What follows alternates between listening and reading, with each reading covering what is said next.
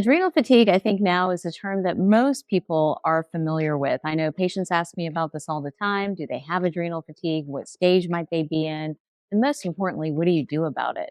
Hi there, I'm Dr. Taz. I'm an integrative health and wellness physician and author of The Hormone Shift. And I've been working with patients for over 15 years at my practices, Center Spring MD. And here's one thing that I have come to accept after working with so many different types of people, men and women, by the way.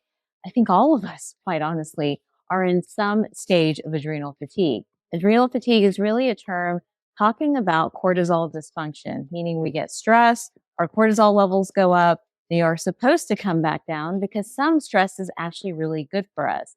But with chronic stress and repeated stress, cortisol levels stay elevated, leading to the different stages of adrenal fatigue. I talk a lot about adrenal fatigue in this particular video. Check it out. But what I wanted to do today was really break down some life hacks for adrenal fatigue. Here's the thing. People will come into the practice with all kinds of diagnoses, right? Those diagnoses might be things as simple as I'm tired all the time, to I can't sleep, to I have ADD or ADHD or even OCD. And what many people don't understand or don't realize is that they're all tied up together. They're all tied up in this hormone cortisol and the inflammatory process and the sugar dysregulation that cortisol creates.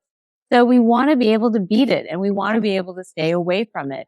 And so let's break down what it really takes to turn cortisol dysfunction around and maybe take you out of stage 4, stage 3 adrenal fatigue, where you're crashed out all the time, to stage 1 adrenal fatigue, where you may be a little bit tired, might have that afternoon slump, but you're not where you have to lay down and take a nap or can't function throughout your day. And the good news here is that we can turn it around, and little things make massive, massive amounts of difference. All right, let's start with rule number 1, or what I'm calling life hack number 1. And these are easy. You can do this. First, up the protein. Here's what protein does: is stabilizes blood sugar. I talk a lot about protein and different sources of protein in this video. Remember, many people get overwhelmed when I say numbers, right? 20 to 30 grams of protein every 4 hours. How do you do that? Well, we break it all down and show you how to do that, both in the videos and in my latest book, The Hormone Shift. So check that out as well. But protein helps stabilize blood sugar. Eating at regular intervals does so as well. And with that protein stability, we find that the body can recover. Cortisol levels don't go wonky as much. Blood sugar comes down. Insulin stays stable. At the end of all of that, you simply feel better. So you need the protein for your amino acids. You need it for some healthy fats. And you also need it for something called glutathione. Now, I am a glutathione addict and fan. I love it. I depend on it. I actually do an IV of glutathione every few weeks to really upregulate it, because I run high energy with lots of projects like many of you, and definitely don't want to be depleted. But lean proteins actually help you to increase your glutathione. So glutathione, amino acids, protein, a great way to help you no matter what stage of adrenal fatigue you're dealing with. Now, here's another little tip or life hack. You actually can get glutathione through your greens and green smoothies. In fact, when we blend or juice greens, it actually releases glutathione, flooding your cells with lots of oxygen, helping to regenerate, helping really to boost your overall cellular energy. And that, at the end of the day, is going to help you have more stress bandwidth, right? When you're depleted and you're not getting the nutrients you need, you don't have glutathione on board, everything is a really big deal. But when these things are on board, your ability to withstand and really tolerate different types of stressors increases, allowing you to do more with your life. So I love bringing in a green smoothie, maybe every day, maybe every other day. I love it when you guys make it, and we have lots of recipes for green smoothies too. Check those out right here, because those are things that help upregulate glutathione, improve oxidative stress, and those are concepts we want to stay on top of when we're dealing with adrenal fatigue. Oxidative stress is something I think, or actually I wish more people would talk about, because it is a lot about how much oxygen is floating around in our body. And are we, barreling towards aging, or are we slowing it down by flooding our body with these things that really ultimately, at the end of the day, make a huge difference?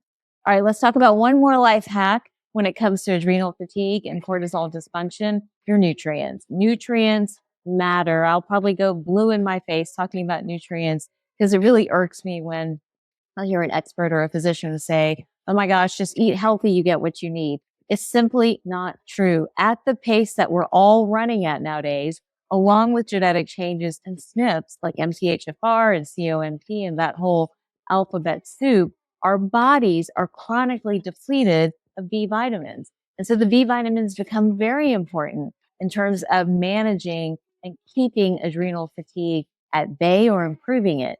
So if you are living sort of this high cortisol, high stress life, juggling 50 million things, I call it superwoman syndrome, superman syndrome, whatever we want to call it, then remember we've got to replete your body with the right nutrients. So a methylated B vitamin makes a tremendous amount of difference. Boost, for example, is a hero product in my East West Way line, has a ton of methylated B vitamins, has methyl B12, has a little bit of zinc as well. All things we need to really help boost and improve adrenal fatigue overall.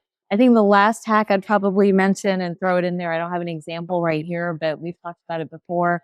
The whole family of adrenal adaptogens, right? They help us adapt to stress. So they help us with, stress levels are going up, cortisol is going up, really evening that out, or maybe even you're super down, bringing that cortisol level up to where, you're happy about life and you're functioning and you're excited.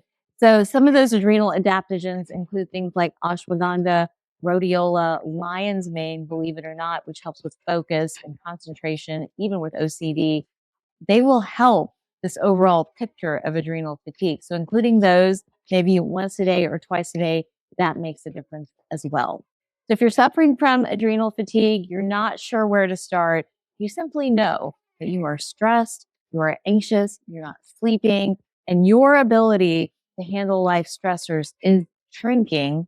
We know that that is due to a fundamental hormone shift in cortisol, but we know that there are things, life hacks that you can do to turn all of that around. Add some of these life hacks in and let me know, are you feeling better? Did it make a difference? And are you able to tolerate more, do more, and really live your life to its fullest? All right, I post new videos every week. Don't forget to like and subscribe.